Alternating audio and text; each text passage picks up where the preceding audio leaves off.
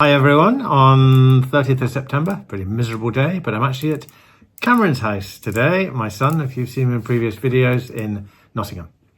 So today's vlog is about hemoglobin, and that's partly why I've got Cameron here, because he has a degree in human biology from Loughborough.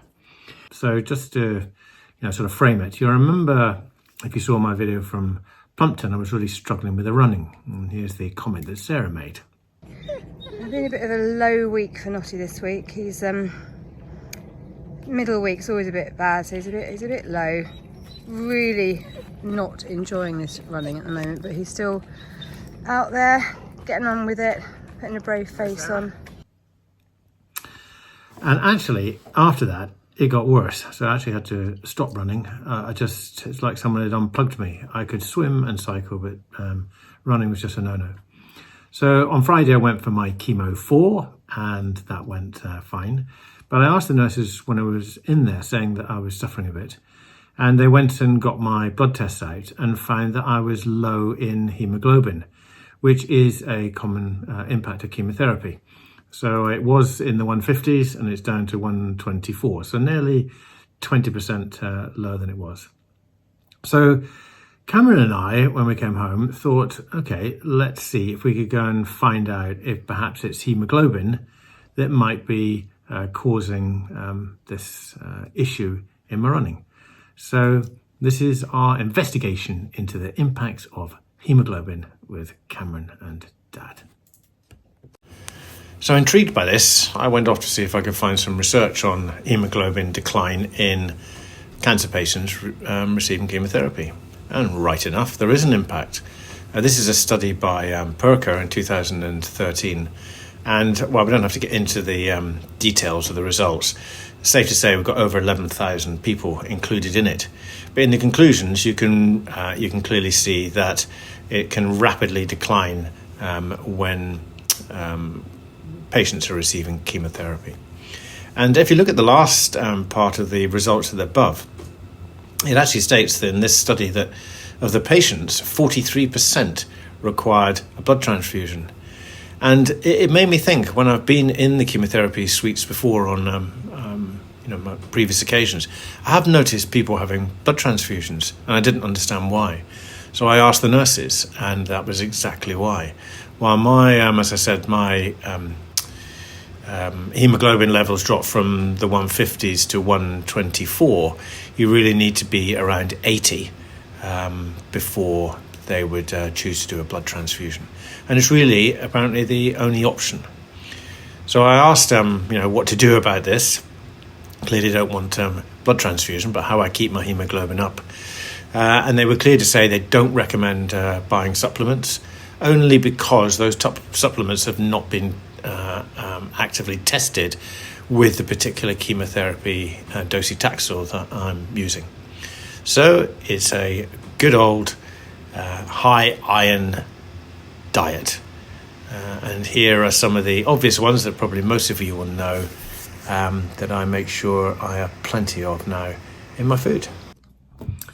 So having looked at that study that Dad's just gone through, we're now going to use what we've learned reading through that and now relate it to Dad's situation with his cancer.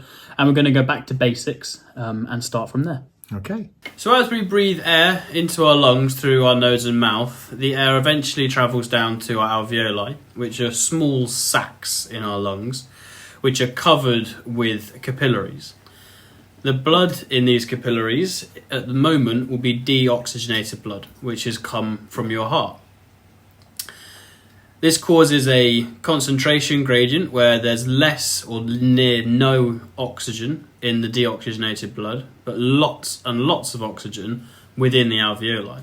Because of the gradient, this forces the oxygen from the alveoli into the blood, and then once it's within the blood, the oxygen will join to the hemoglobin, and once that's joined, it becomes oxyhemoglobin.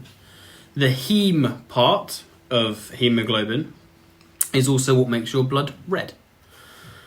Once the oxyhemoglobin has formed, it then is travelled through back to your heart, which then is pumped back out through your aorta, and then it travels around the body where it deposits this oxygen where the same way where it got there, where there is not enough oxygen, and so the oxygen will travel down another gradient and will be released into your muscles. And the important aspect of it is that the oxygen is utilised by your mitochondria, which can be seen as an engine or a powerhouse of every single cell in your body, which then releases something called ATP, which is energy.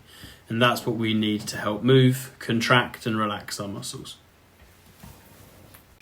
That's a brilliant job, thanks Cameron. So hopefully everyone now has got a basic understanding of how just breathing ends up functioning our muscles. So back to the original topic, about me suddenly finding it very difficult to run in that midweek. Could the hemoglobin decline be the reason for affecting my running so much? So Cameron and I went to have a look at this, and to sort of outline the topic, when you're doing exercise, you're doing one of two things. You're either doing what's called eccentric, where your muscles lengthen as the resistance increases. And it gives some examples here of doing squats or press-ups. And also when your foot's landing when you're running. Or you do what's called concentric movement. And this is where the muscle's shortening to meet resistance. So swimming as an example, the majority of pedaling motion or actually walking uphill is another example of it. So I thought, right, let's just have a look at the three sports in a triathlon and see if there are any differences. So, surprise, surprise, swimming is mostly concentric. You actually you probably need to use some aids in the pool, or perhaps when you're pushing off the end to be doing any eccentric type stuff. So swimming mostly concentric. Cycling equally, as you can see here, as you're pedaling round, there's no real banging going on, although there is some eccentric at the bottom of the pedal stroke. But when we come to running, then we're different. You've got an alternating eccentric and concentric motion going on. And here's a very good example of someone running here. And if we stop it here, you can see that as the leg is going back and up, it's more concentric. And then the foot in front, as it's coming down to land, is now stretched out and is obviously going to take the impact of the force of the foot landing on the ground. So here we seem to have a bit of a suggestion that while swimming and cycling that I seem to find a bit easier are concentric, running is eccentric and concentric. So have I found the answer to my question? So time to go back to Cameron for the answer. Well, surprisingly, the answer is actually no. Yeah. Your eccentric exercise uses less oxygen and energy required than concentric exercise. And listed below here are a few reasons of why this is. Firstly, you have a lower metabolic demand. So your eccentric exercise uses less energy and oxygen than concentric exercise. And if we link this back to what we discussed earlier about the mitochondria, because we require less energy, we therefore require less oxygen and less energy that's produced by the mitochondria to do this exercise. We have a greater force production, so your eccentric contractions can produce more force because the muscle can handle more tension when it's lengthened. If you want to picture this, if you're carrying shopping bags, you'll carry a shopping bag with your arms straight and your muscles are lengthened. You wouldn't carry them with your biceps curled because it's much harder under that concentric tension. And finally, there's a lower perceived exertion. So people experience lower perceived exertion compared with concentric work. But the eccentric movement, especially in less developed muscles, causes tearing, particularly in your sarcomeres. And as it says here, these can take up to 48 hours to repair. And what we all, I'm sure, have experienced before, which is DOMS, which is a delayed onset of muscle soreness. Now, your eccentric exercises can be very gym-focused, such as squats, for instance. But the tearing is very important for the growth. So every time these muscles tear, they will grow back stronger, larger, and that's what we call hypertrophy. Does this chemotherapy that Dad's undergoing a minute affect this muscle repair? Well, as I'm sure, I think we'll all be aware that it obviously does. First reason listed here is that chemotherapy can cause muscle loss known as cachexia. It's a type of hypertrophy. So hypertrophy is where you're building up muscles, but hypotrophy is where you are losing them. And this is because the chemotherapy causes issues with the satellite muscle cells, which are responsible for repairing muscle damage. So it means when you do tear these muscles, they don't get fixed nearly as quickly. Muscle weakness. Chemotherapy can cause your muscles to become weaker, often associated with the loss of your motor unit connectivity. Just the connection from the brain isn't as strong to the muscles, leading them to feel weak. Chemotherapy-induced peripheral neuropathy, CIPN. Again, another nerve-based damage that leads to the muscle weakness in the legs, as well as tingling, numbness or pain in the hands and feet. And as I said, for many people, CPIDEM is a short-term issue which does get rectified. And finally, oxidative stress. So chemotherapy can cause oxidative stress in muscles, which therefore leads to your muscle weakness. Well, I think we can all safely understand why Cameron's got a degree in human biology from Loughborough.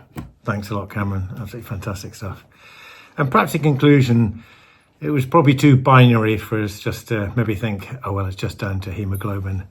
And you've heard that clearly having chemotherapy has multiple impacts, of which hemoglobin's clearly a major cause of fatigue, but it appears to affect mitochondria and everything. So there's a multiple of reasons why it's happening.